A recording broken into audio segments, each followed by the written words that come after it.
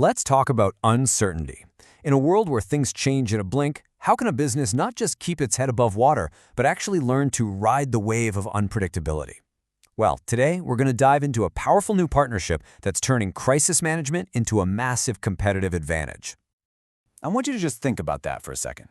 What if the next huge, out-of-the-blue disruption wasn't a moment of sheer panic, but just another Tuesday? Something your business was literally built to handle. It might sound like something out of a sci-fi movie, but believe me, it's already happening. So to really see what this looks like, let's get into a real-world story. Back in March 2024, the Suez Canal got blocked again. For a lot of companies, it was a total nightmare, a bad sequel to a movie they hated the first time. But for one company, it was a pop quiz they had already studied for. Get this, within just 6 hours of the blockage, an AI-powered system at a company we'll call Global Consumer Electronics, or GCE, was already rerouting shipments. By the 24-hour mark, their teams weren't stuck in some stuffy, panicked crisis meeting. No, they were already actively testing solutions and adjusting their plans on the fly. The system instantly pinpointed nearly 850 shipments that were in trouble. It calculated all the alternative routes, and it started pinging backup suppliers. To put that into perspective, this is the difference between reacting over weeks and responding in a matter of hours. It's a total game changer. And here's the real kicker. This isn't just about being faster.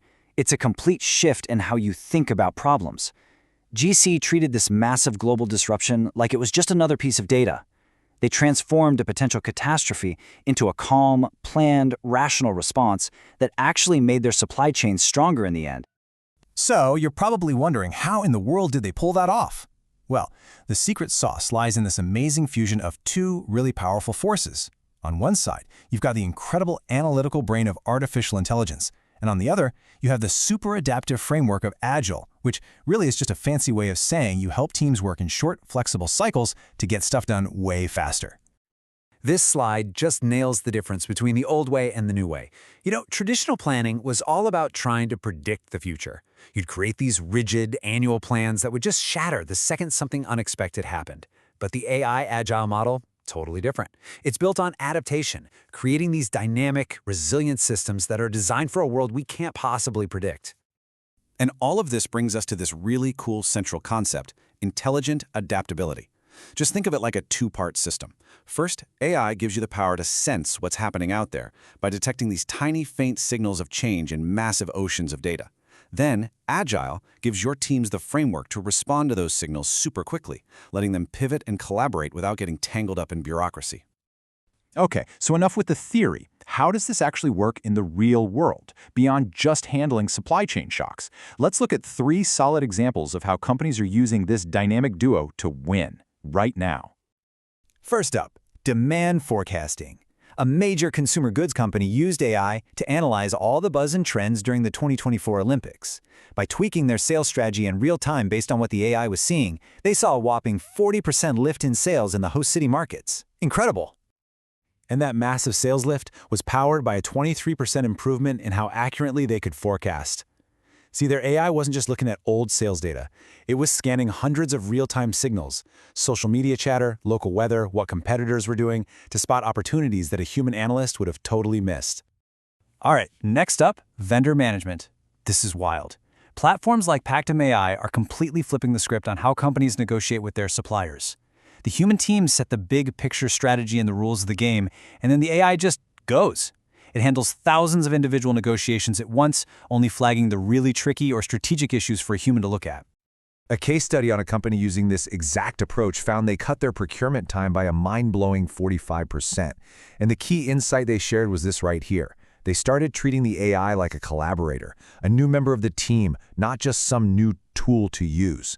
And that simple mindset shift, it made all the difference. And finally, let's circle back to supply chain resilience. Tools like Kinaxis are enabling something called concurrent planning. Now, instead of spending days modeling just one what-if scenario, teams can run through dozens of possibilities in just a few hours. The AI is constantly scanning for risks, and when it spots one, bam, it instantly activates the right team to handle it, often before it even becomes a real problem. So this all sounds pretty revolutionary, and honestly, it is.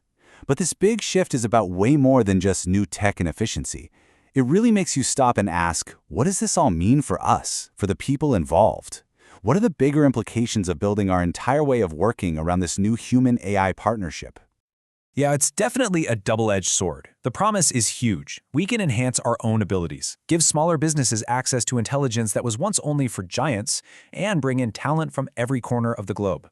But at the same time, it brings up some really important questions about things like fairness, privacy, and just keeping work human.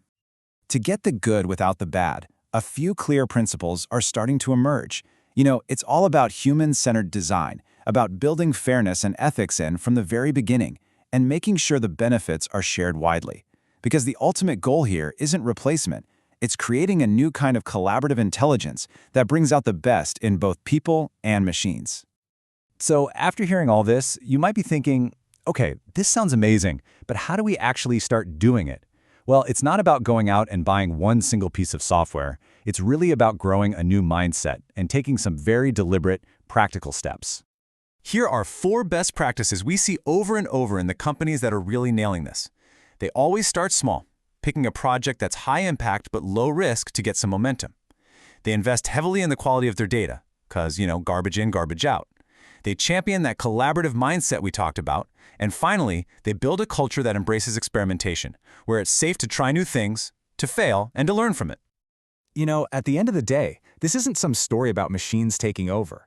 It's a story about us building organizations that are smarter, more flexible, and way more resilient. It's about creating systems that empower people to do their absolute best work.